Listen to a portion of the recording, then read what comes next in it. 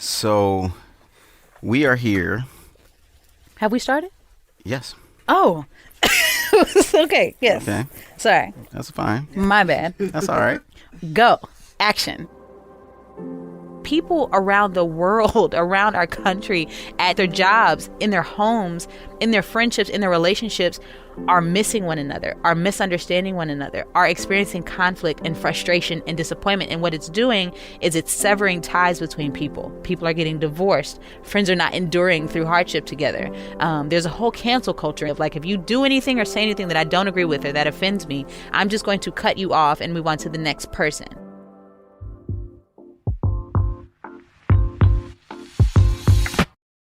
This is Where You From, a podcast for those who believe it's important to stop and listen before we speak. Join us as we ask another Christian thought leader where you're from and discover how their life experiences and expertise, even if we may disagree with something they say, offer us an important perspective that's worth thinking about. When have you felt isolated, even when you were around your family or friends?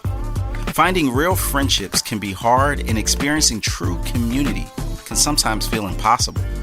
But what does it look like to find a true friend, or to be one? What does it mean to be truly known and accepted by another person? Today, I'm here with relationship whiz and close friend Kristen KB Newton.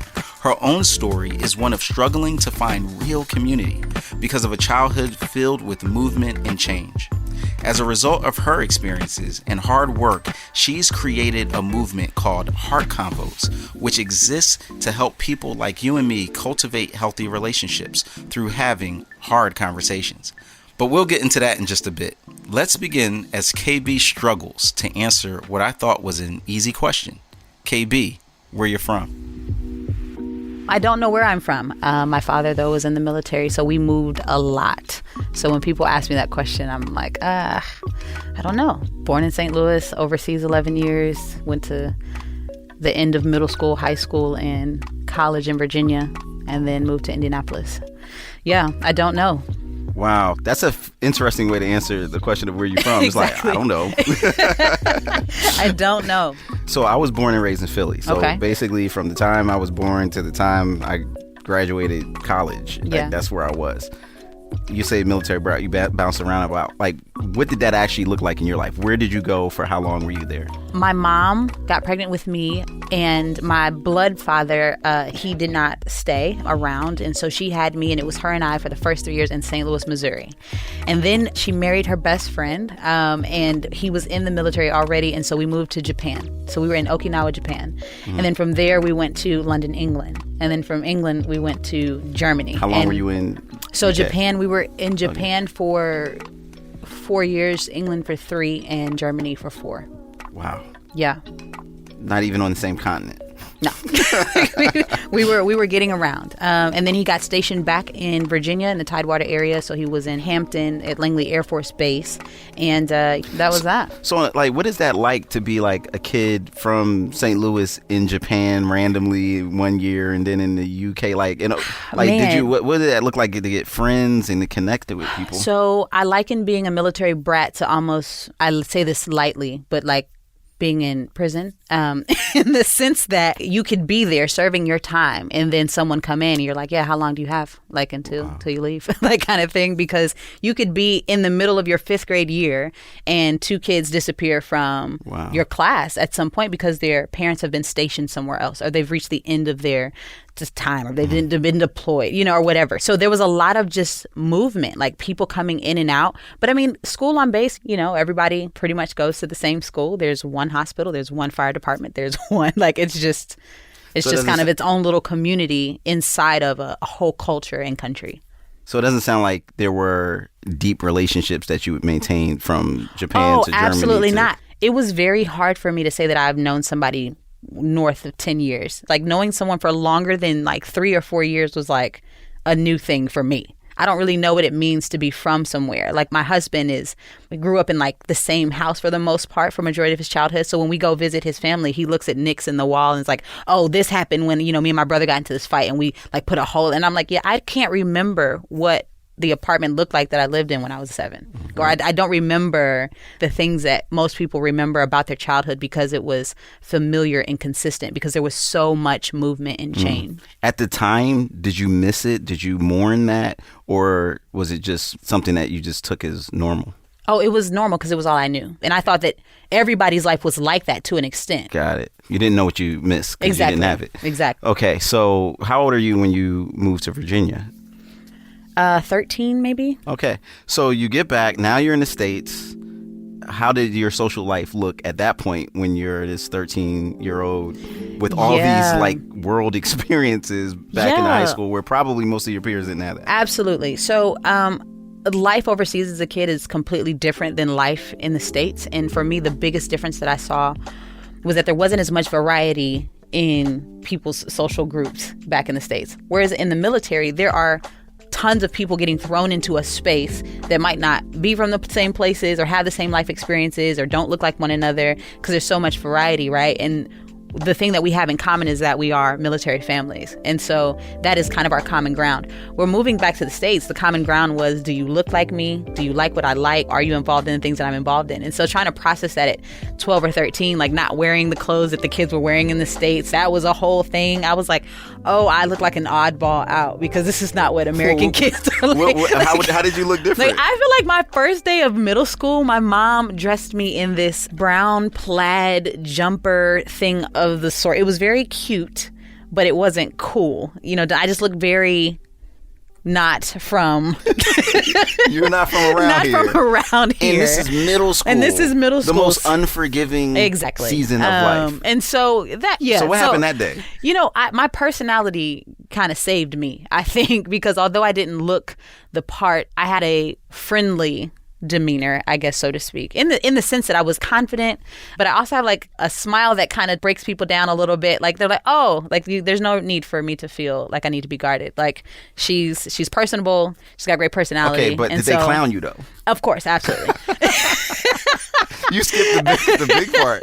Yes, I got made fun of a little bit, but I learned very quickly, like, oh, this isn't going to work. I need to change some things up. I wanted to know how to survive in the space. Okay. So I was like, oh, this isn't productive. Change your clothes. Got it. You get what I mean? Like, figure out how to survive here. And that some of that, I think, also has to do with just being a military brat, like knowing how to adapt to different cultures, fit in, you know, figure out what you need to do in order to be successful in this new space or culture. Right. That's kind of an interesting thing. Like, part of just being in the military is that mentality, like, we're going to survive. Right. Okay, so that was day one. That was day one. I was kind of getting my bearings. Okay. I do remember, though, at one point, I think going in 8th grade, we moved into a new neighborhood, and, you know, walking to the bus stop was kind of a new thing.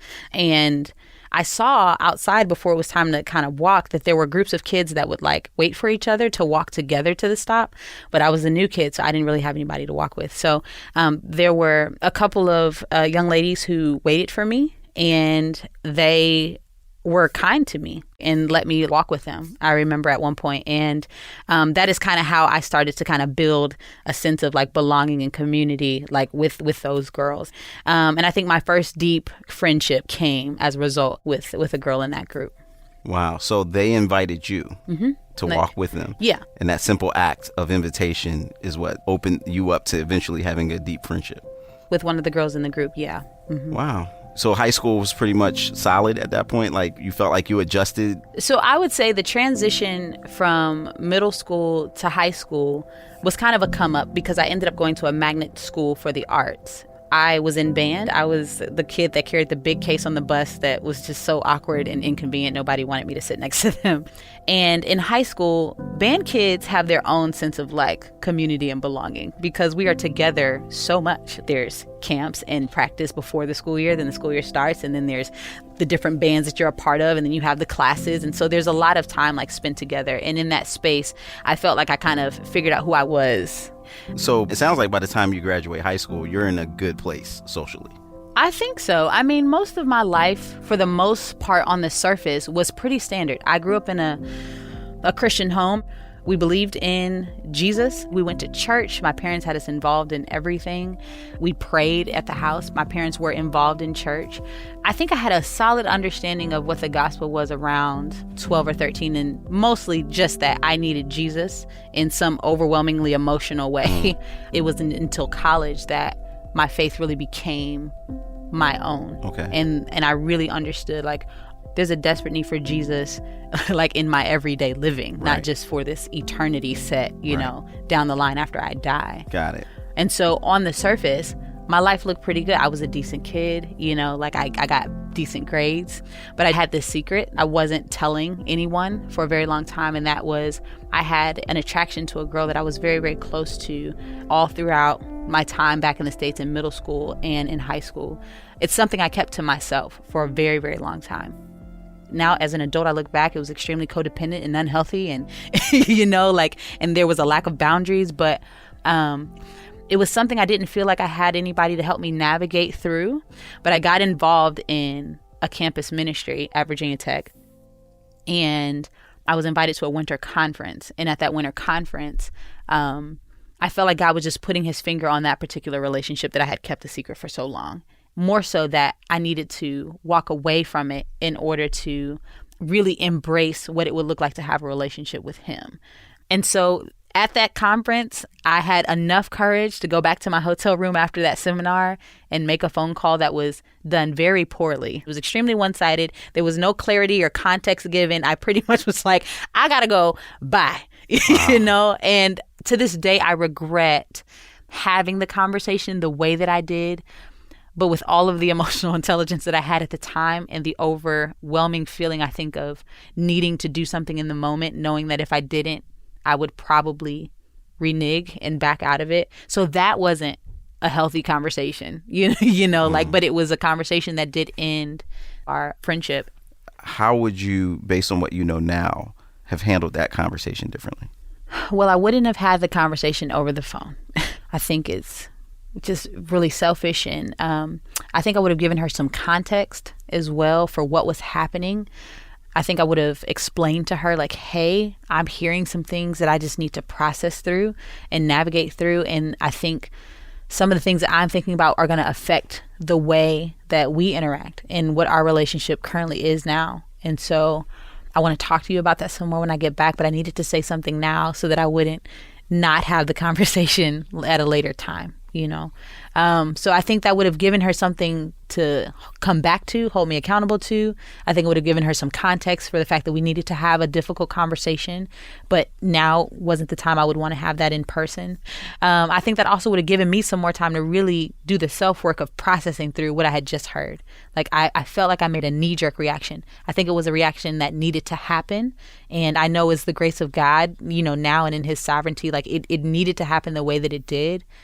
But if I could go back and do it in a wiser way that was also considering her, I would have done it differently. So you talked about the ending of that relationship that was significant. What about, was there something about the releasing of a secret? Absolutely. If we see in scripture, like, that Jesus comes and he dies and he resurrects so that we can be free, not just free from sin, but free to live, right? I don't feel like I was living in those years. There was such a tension between, like, just who I wanted to be in my mind, the feelings that I was feeling that seemed to be contradicting with a narrative that I was surrounded with. I felt so much pressure, like, all the time, whether it's pressure to perform and be kind of on the right path, if it was not having these feelings that I'm having, but not really knowing how to navigate them. There was just so much pressure. And I think it was just so heavy. There wasn't really a freedom. And what I know is true of the gospel now and who Jesus is and the life that he provides, like the believer, it should not be burdensome. If you could say in a summary, like, what was so burdensome about it at that point? That I had to do it alone. Okay. It was burdensome because I didn't feel like I could share with anyone else. I didn't know how to have the conversation about how I was feeling, like with my mom or my dad or even at church. I didn't have the language. I didn't have the maturity at the time. I didn't have the courage at the time to say it. Yeah, I just didn't say anything. Okay. So when does that begin to change? When you start seeing progress and being able to disclose or share more? I'm now in college. I'm a part of a campus ministry, and you're being pushed into community. But there was a hesitancy in me to jump right in because I had just severed what community I had at the time. So what I did was I pretended for a very long time. I was building with people, again, having this bubbly, outgoing personality.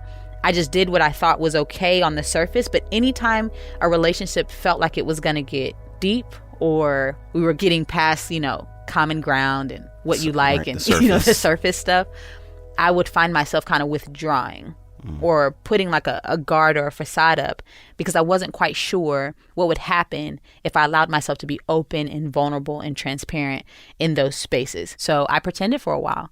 And it wasn't until really towards the end of my time in college and going into a new experience where I got to work at a Christian sports camp called Summer's Best 2 Week City Kids, where I learned the value of being vulnerable. And in that space and at that camp, which I can tell you countless stories about them, that was like the first time that I was like, oh, this is what it looks like to show up completely bare and authentic and to be accepted by believers in a way that is completely and just utterly free.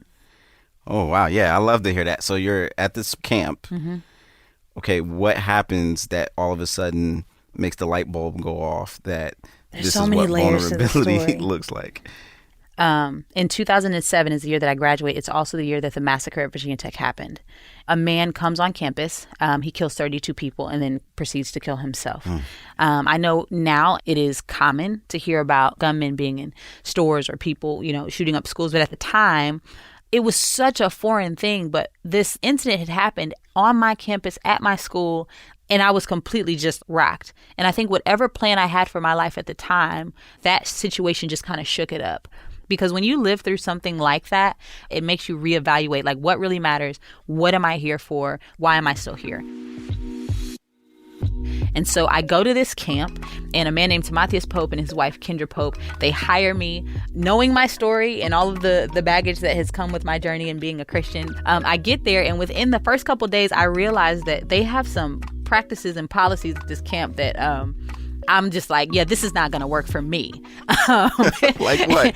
And one of those things was they had this rule about morning hugs. Like every morning, like the guys separate from the girls, all the staff had to like hug everybody. And I mean everybody. So let's say there's like 20 some odd women on staff for the summer.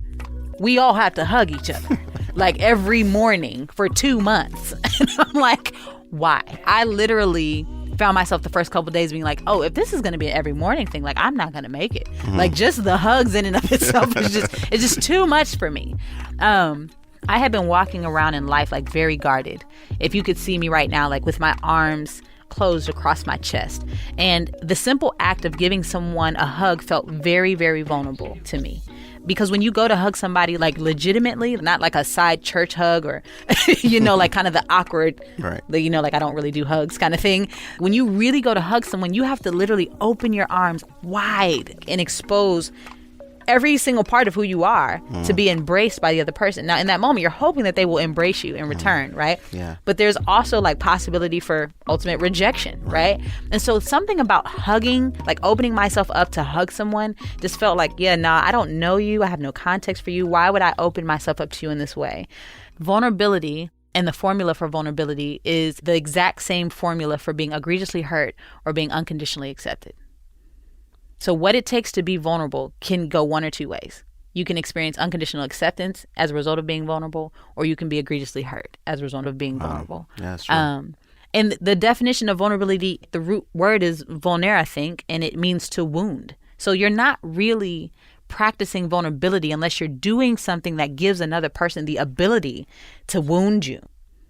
Wow. And so I had experienced wounds up until that point in life, and had learned lessons that kind of was reaffirming a narrative in my mind that I don't need to be vulnerable in spaces that I'm uncertain about. Right. But this camp was asking me to be vulnerable through this act of giving strangers these morning hugs. And I was like, this feels like too much for me. But as I started to embrace it and lean into that morning practice, it became easier. I continued to be affirmed that as a result of being vulnerable, I would be embraced and I would be accepted. And just that simple morning practice revolutionized how I thought about community. Because not only did I see it happening in that morning routine, I was seeing like that narrative reaffirmed in all of the other systems that they had in camp. Like the way that people embrace strangers, the way that people completely dive into commitment and loyalty and friendship without having to have all of this context or years of experience. They're like, if we're here, we share this common ground and we're going for it. And I know it doesn't work like that in life always, but the conversations that I had at that camp convinced me that there's something about the culture here that I want in my life. I don't want it to just be when I'm in this bubble. I want it to be a part of how I do life with the people that I love that are not here. Wow. And so that is when everything really changed for me from a relational standpoint. When we come back, KB will walk us through some very practical ways to develop authentic community and build relationships that last. I'm Rasul Berry, and you're listening to Where You're From. If you're enjoying Where You're From, would you take a moment to write a quick review and give us some stars? Podcast platforms like iTunes and Google promote highly rated shows. So a one-sentence review of what this episode or show means to you and a quick 5-star rating will help these important stories reach more people. Thank you for your help, and keep listening for more of Where You're From.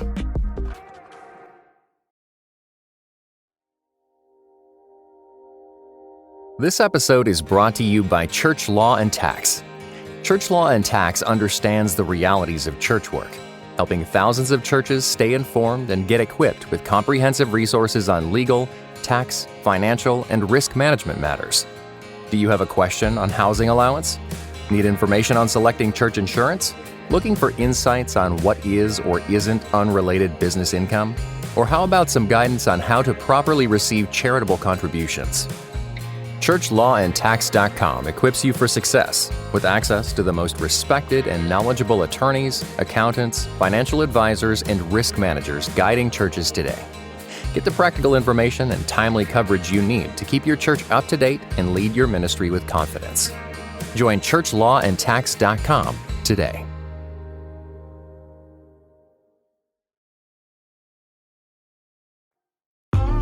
This is Mary Jo Clark, and I'm one of the producers for Where You're From. And before we jump back into our conversation with KB Newton, I wanted to share a teaser from our next episode with author Jamar Tisby. This is Where You're From. Richard Allen relates an experience where Black people were going to a predominantly white Methodist church in Philly, and they were praying one day, and they didn't know that they were in the quote-unquote whites only section. They were literally on their knees praying when a deacon came up and said, "You got to get up." And so they were like, okay, but let us finish the prayer. And the deacon was like, "No, you got to get up now. And if you don't do it, I'm going to get some more people to come over and help me physically remove you." Well, they went ahead and finished the prayer. But after that, Allen writes in his memoirs that we got up as one and they were troubled with us no more, and went down the street and founded what is now known as Mother Bethel AME. So the separation wasn't over a doctrinal difference. They weren't arguing about church polity or the divinity of Jesus or the doctrine of the Trinity. It was literally that they were being treated as second-class citizens in the household of God. This is Where You're From. I'm Rasul Berry. Before we jump back into the show, just a quick reminder that the show notes are available in the podcast description or on our website, whereyou'refrom.org. The show notes not only contain the talking points for today's episode and a link to KB's social platform titled HEARTConvos, they also include a link to a free e-booklet titled Oh Freedom, which features 20 days of devotionals celebrating legacies of the Black church, and links to connect with us on our socials on Twitter, Insta, or Facebook. The show notes are available in the podcast description or on our website at whereyou'refrom.org. That's from.org. Now back to the show, where KB shares about vulnerability and how we can make relationships work through opening up to the people we love, even when we struggle to say what we're really feeling. You're listening to Where You're From. So I had my own DJ equipment, and I remember one day just feeling like I needed to tell somebody on the summer music mission that I had turntables. So I called the staff that was over me and I said, hey, I just wanted to tell you guys that I have some turntables. I didn't know if I should like bring them this summer. And he was like, we're thinking about doing this. Instead of making a traditional band, like with a drummer, a piano player, and a bass guitarist, we're thinking about doing this hip hop band. And if you have turntables and would be the DJ, we'll have 3 vocalists and 2 rappers in the group, and y'all will be a whole thing. And at the time, I was like thinking to myself, like, sure, yeah, knowing that deep down inside, I had just started DJing. I barely knew how to turn my equipment on, and this guy was asking me to be pretty much the band for these other very talented people. So I said yes. Yeah. So you're in a band with people that you don't know. Don't know. Living together with people you don't know. Yeah. Traveling for, at some point, 10, 12, 14 hours on the road with people you don't know. And then having to make music, and then shortly after, record an album with people you don't know. You don't know. Yes. How did that work for you? Let me just say, Level 316 and the other 5 members of the band are probably some of the most amazing, gifted, and talented people I've ever met. My respect and love for them is just through the roof, because when you are thrown in a foxhole, almost, with people in that level of intensity where you're feeling like the pressure to mesh and to bond, but then also to create and it be organic and good, and then to deliver albums for labels, and you got to meet deadlines, and just the natural tension that comes when strangers get together. But we are strangers, but we got to do this thing like we've been doing it together forever. Like it just the fact that we all lived through it is just shocking to me every time I think about it, because you've got these 2 guys in the group and they both have completely different personalities, and then you've got these 3 vocalists, and it's like, who are you people? I'm trying to process you. And then they have to process me and all that comes with me. And I'm more outgoing and just, strong-willed and outspoken. And I'm the DJ. And, I'm not really saying much, but I'm controlling all the music, And so it was just miscommunication, because I said something that you thought you heard me say, and I didn't think that I was saying that, but you thought I was saying that, so now you're offended, and now we have to get on stage and go perform. Or somebody feels left out or didn't get to say their piece, or I was, being overbearing in the conversation and nobody else felt like they could say anything, or you just don't feel good and I don't know how to really press you to like do your best right now, but you're feeling really discouraged, and like we just had to figure it all out. Right. And it was really, really hard. It was really, really hard. The thing I remember most about those conversations in the beginning, and this is why HEARTConvos is amazing to me, a miracle from above, is because initially you kind of had a impatience with conversation. So I would say in the context of task and people, I am definitely task over people. Like, I'm like, let's get the job done. What are we here to do? Let's do it. I was just raised in a household where it's like you have a plan A, a plan B, and if neither one of those things work, you need to figure it out. And I think I took that mentality into everything. And when it comes to relationships, it wasn't always the best mix of things, because people have so many nuances and there's so many exceptions to the rules when different things happen. I always wanted it to be like 1 + 1 is 2. What are we doing? Like, I don't understand why are we flexing right now? Like, let's get it done. You've got a job to do, get up here and deliver. But that's not how it works in life. Like, too many things affect how we show up any given day. And I did not have the patience at the time to have those conversations well. And there was a lot of hurt that happened as a result of that. So then that's the $1 million question for me, is how did you get from, why are we having conversation? Look, we got work to do. Oh, your feelings is hurt? Pick them back up. Put them in your chest and let's keep moving, to let's have a heart convo. Right. Like, how did we get there? I failed a lot. It was the grace of God. I felt like I kept missing the mark. I'm failing in this. Like, I just don't get it. I am constantly in tension with another band member, or constantly being misunderstood. You get what I mean? And so I think just as a result of seeing people hurt by me and offended by me, or feeling like they can't trust me, with their feelings, and going back to how I survived in middle school, like, it's like, hey, this isn't working here, and I got to figure out how to thrive. And if wearing these clothes is not how I thrive, then I need to figure out a way to switch this up. So even in the group, I was like, if I'm going to be in this group, and thrive in this space, I've got to take the time to figure out what is important to the people around me and how we can coexist well together. That's what happened. Failure, a lot of failure, and this desire to want to thrive and succeed and to love the people around me well. And so I started having more intentional conversations. And again, not just that, the culture that I was around was affirming me that change could happen. So going back to your leadership and the staff that we had, you guys were affirming like, hey, if there's a conflict amongst the band members, you need to be having conversations. So it wasn't that I just had an epiphany one day like, oh, working through conflict is healthy. I was seeing it modeled around me in that camp space, in the space of leadership, like for the band.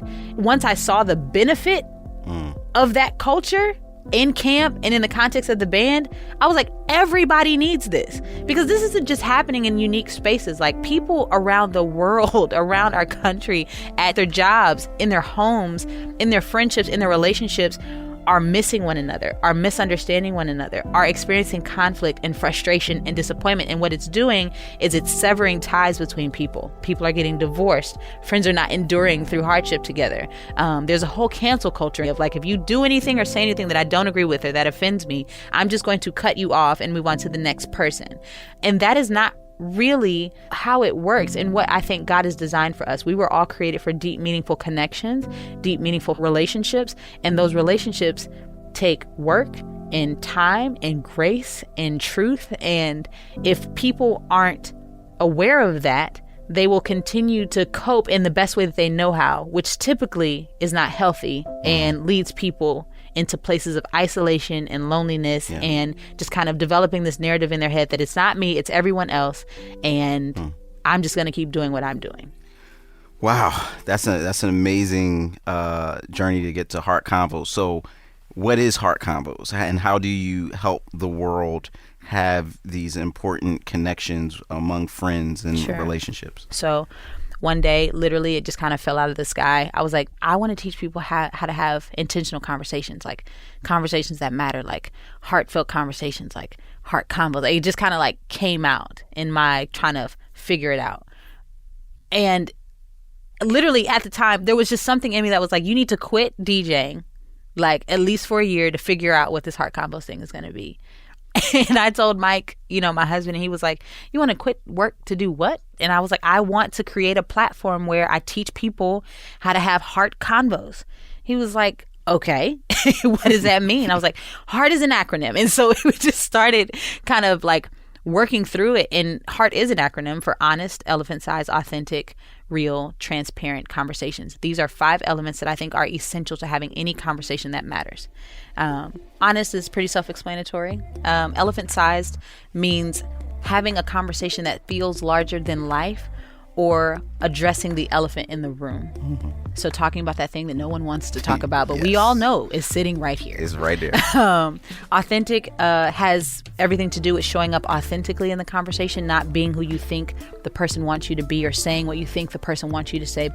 Real has to do with addressing real issues in real time. Sometimes we harbor things. We create a catalog of wrongs that someone has, had against us, or offenses that we've kind of stacked up in our mind but never really had the conversation about. And so if you're going to have the HEARTConvo and be real, you're going to be intentional about having real conversations in real time when things are happening. And then transparent stands for having conversations that allow people to see through to the things that they wouldn't see unless you expose them. Got it. And so when I told him this, he was like, okay, so is it going to be like a class, or are you gonna, like, what is it, a podcast? Like, what are you doing? I was like, I don't know. It is going to be a class. It's going to be a course. I'm going to teach people, right? And so I did that. I created a video course where I took everything that I felt like I had learned in the space of camp, my time on staff with Impact, being in the band, and just, I have a minor in psychology, just all the things that I knew, and I started putting it all together. And the response was ridiculous. People were like, what is she talking about? Like, she's talking about relationships, but specifically friendships, and no one talks about friendship. Like, people talk about dating, people talk about marriage, especially in Christian spaces. how to be a great single and being content in your singleness, or how to prepare to be a wife and a husband. And I'm like, okay, so in the event that God doesn't call you or, allow for marriage, what does that mean for you in intimacy and deep, meaningful connections with other people? Does that mean you forfeit that because I'm not married yet or won't get married? Or what does it look like to cultivate that, like amongst your brothers, like men to men and women to women? And is that just mentor relationships? Like what does it look like to have people who are peer to peer alongside of you, linking arms, really committing to do life with you on a level that feels as intentional as marriage? That is like blasphemy to some people. Like, how dare you compare the two? How dare you even imply that the amount of work it takes to be married to someone is even similar to any other relationship? And I'm like, how in the world do you even feel equipped to do life married to someone if you've never even practiced that as a friend? You get what I mean? Like, I strongly believe that if people knew how to be great friends, they would be great boyfriends or girlfriends. They'd be great spouses. They'd be great coworkers. They'd show up well in other relationship dynamics. I just naturally feel like friendship is the foundational relationship structure that we get to learn these basic principles that we need for all of the other relationship dynamics. One of the reasons I think most people aren't staying together in the context of marriage is because their friendship hasn't been cultivated. If we had the type of friendship and commitment to one another on that level, outside of the physical intimacy or the money or the status or the situations that come with marriage, like if all of that for some reason just fades away tomorrow, what is left? And if there's no commitment or loyalty to you outside of the pleasure that I experience from you physically or outside of the amount of benefit I get from the amount of money that we're making or the success that we have, there's really nothing left to stand on. So then it's like, there's no point in us enduring together. And so I just think that being intentional in the context of friendship is so important. And the way that people can be intentional to that degree is by having the right type of conversations. So what are the biblical principles that you lean on to inspire you to see this value? And then the second part is like, what is some of the challenges in the culture in terms of where things have gone that makes this an important message for now? Biblically speaking, I believe that Jesus champions friendships more than any other relationship.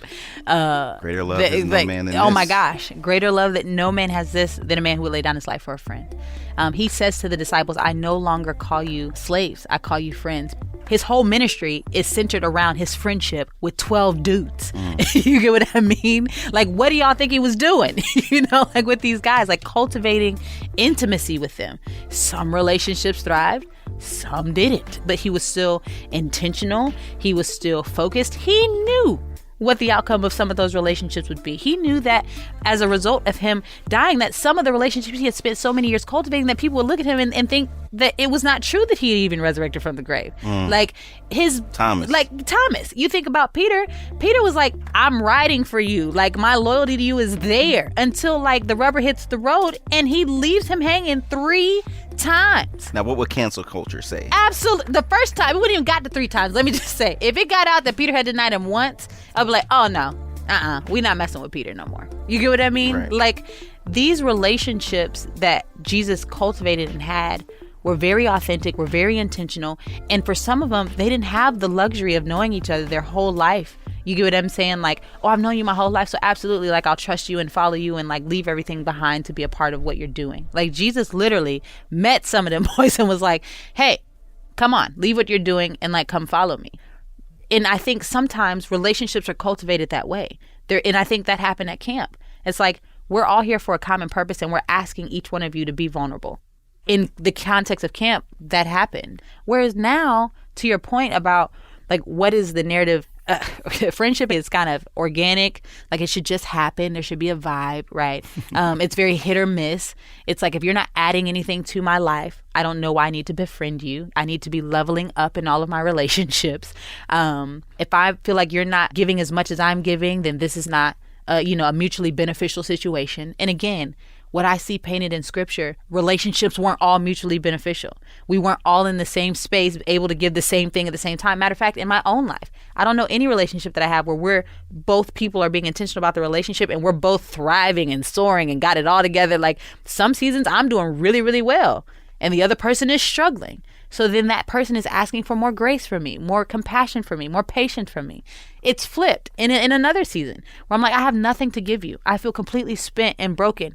But because people have a false perception of what friendship really is, then it's like, oh, I don't really know if this relationship is good for me or not. Right. Because we're usually just consumed with the idea of, is this relationship good for me or not? Right. Versus being willing to like go there with the people who we are laboring with shoulder to shoulder. I want people to look at their friendships differently and be intentional about them because it will be beneficial for all the other relationships that you have deemed more important than your friendships anyway. That's good. And just for balance, like you do talk about toxic friends. You do seem to also talk about there are times when you ought to move on from a relationship. Oh, sure. Right. It's the last resort for me. I am very big on reconciliation. Now, reconciliation might not look like the relationship looking like it's looked in the previous season, but there's no tension between us. There's no ought. There's forgiveness has been extended. And so, yes, but I am an advocate for boundaries. I'm an advocate for people having expectations and verbalizing those expectations. Right. Most people are frustrated in their relationships because they haven't actually said out loud what they expect from the other person. You know, like we don't do it well. We don't do conflict well. We don't work through differences well. We don't work through misunderstandings well. We don't listen well to one another in the context of church. And it hurts my heart. Because I'm like, we've been given 2 instructions. To like love God and love your neighbor as yourself. Like, but we don't love our neighbors well. Right. And I would say that loving your neighbors is not just about loving strangers, but like loving your friends. Yeah, and the reception of this has been incredible. You've done a TEDx talk in IUPUI in Indianapolis. How have you experienced the reception? Was it what you were expecting? Was it more or less? How's that? I had an expectation of HEARTConvos at the very beginning to just grow rapidly because I was like, this is so important. It's a huge need. People should just latch on. What has been the rude awakening is that there really is a culture shift in people's thinking that has to happen. I think people watch my content and they're like, oh, yeah, this is good. But the voices that they hear around them in culture on any given day are reinforcing the complete opposite, that it's taking people a longer time for the light bulb to come on. Whether that be mainstream culture or even church community. Like, I believe the church has almost made an idol out of being married. Yeah. Like, it is the goal, you know? And therefore, the people who are laboring with one another who aren't spouses aren't laboring with one another because they're not spouses. Right. I think if you just zoom out and look at the loneliness epidemic happening in our country, if you look at the suicide rates happening in our country, people feel like if I am not connected to someone romantically, then I am alone. And I don't feel known and I don't feel worthy. And almost as if like life is not living if I'm not living a certain type of life. And that's not just with status and things, but that's like with also relationship dynamics. If I don't have this specific type of relationship dynamic, then all the other things that I have don't matter. Relationship goals. Exactly. That was Kristen KB Newton helping us understand why we need to work on our friendships and relationships through bringing up the hard topics, or heart topics, as she prefers to call them. You can see why I highly recommend KB and her social movement, HEARTConvos, right? She dropped some real jewels of wisdom about developing healthy relationships. If you want more info about KB or to find a link to her social campaign called HEARTConvos, check out the show notes or visit whereyou'refrom.org. That's whereyafrom.org. The show notes also include today's talking points and a link to a free digital download titled Oh Freedom, which features 20 days of devotionals celebrating legacies of the Black church. The show notes are available in the podcast description or on our website at whereyou'refrom.org. I'm Russell Berry reminding you, it's not just about where you're at, it's also about where you're from. This show was produced by Mary Jo Clark, Daniel Ryan Day, and Jade Gustafson. I also want to thank our engineer, Gabrielle Boward, and give a quick shout out to Crescentia and Mike for their help in supporting and promoting Where You're From. Thank you both. Where You're From is a part of the Voices collection from Our Daily Bread Ministries.